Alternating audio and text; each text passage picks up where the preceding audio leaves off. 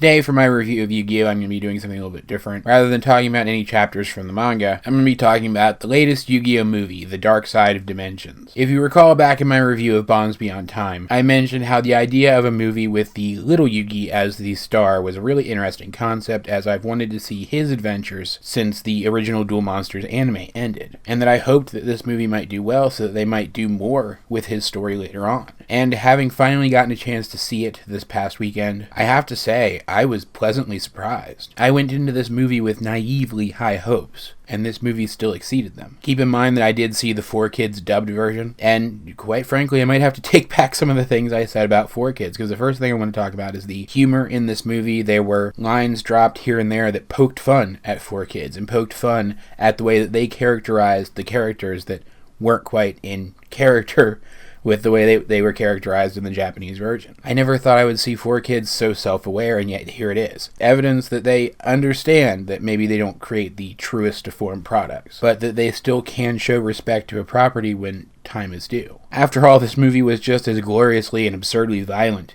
as any of the most violent chapters of the Yu-Gi-Oh! Manga or episode of the Japanese version of the Yu-Gi-Oh! Anime. It was true to its roots, and I already loved it for that. Not only that, but all three of the main characters, that being Yugi, Joey, and Kaiba, all got a moment to shine in this. I was a little disappointed that we didn't get to see Joey duel, but we did get a moment where he overcame the villain's powers with sheer force of will, which was just really cool. Yugi, of course, was the star of the movie. He got a lot of great stuff to do. But I would say overall the main character of this story was Kaiba. He got the most interesting stuff to do. The entire movie, the basis of the movie was that Kaiba really wants to see the other Yugi again. He really wants to duel him again and finally prove that he's stronger, or at least on par with him, since the other Yugi tended to mop the floor with him whenever they fought. But through the entire thing, you kind of get a sense that he just wants to see his friend again. And they don't outright confirm that, but it's basically confirmed by the end, because Kaiba hasn't realized yet that the other Yugi isn't inside the Millennium Puzzle anymore. He's moved on to the afterlife. He thinks that finding the Millennium Puzzle, which was broken at the end of the series, and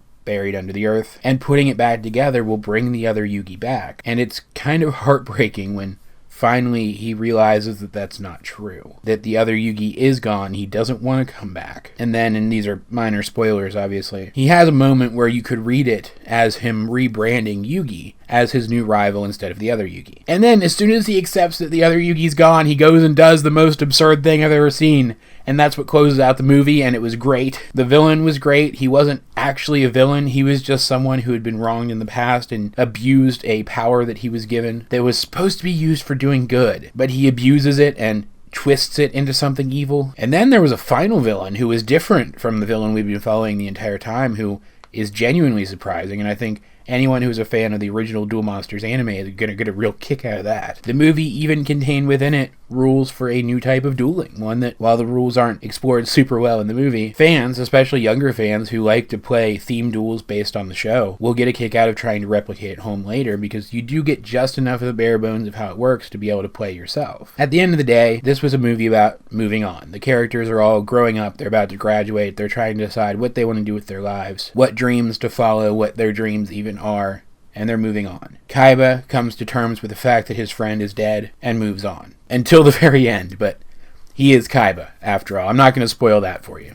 That's the best part. As far as themes go for a Yu-Gi-Oh! Movie, it was great, and it was worked in really well. The story was great, the action was great. They didn't stand around explaining every single card they played for minutes on end. They just played them and let the action happen, which was great. There were 4 actual duels in the movie and 1 virtual duel. Each of the 3 main characters got at least one moment to shine. It was everything I could have hoped for and more. And even though there's a certain finality to the narrative in this one, I really hope that the same team can put together some ideas for more movies in this post-DM continuity, because I would really like to see this revisited. I don't know if it's still in theaters. I think it was just a limited release most places, but if you can get to the theater to see Yu-Gi-Oh! Darkside of Dimensions, if you are a Yu-Gi-Oh! Fan, if you have any emotional attachment to these characters at all, and you have the opportunity to go see it, I would absolutely go see it. If not, wait until the DVD comes out. I'll certainly be buying the DVD. I already want to watch this movie again, and I just saw it. All of that said, though, guys, if you did see Yu-Gi-Oh! The Darkside of Dimensions, what did you think of it? Let's get a discussion going in the comment section down below. Either way, this has been AJ22, and I will talk to you guys later.